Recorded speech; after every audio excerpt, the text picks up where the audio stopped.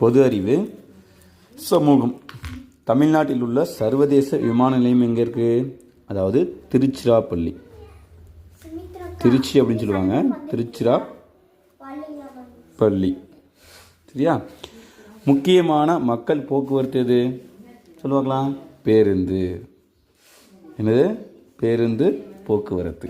இதெல்லாம் சூசியில் கேட்பாங்க, கேட்கும்போது கேட்டால் பார்த்துக்கணும். கன்னியாகுமரியிலேருந்து ஜம்மு வரை செல்லும் ரயில்.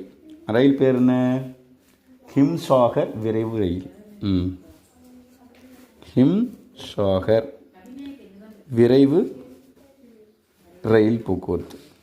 சரியா? தமிழ்நாட்டில் மிகப்பெரிய கப்பல் துறைமுகம் எங்கே இருக்குது? சென்னை. அது சென்னை.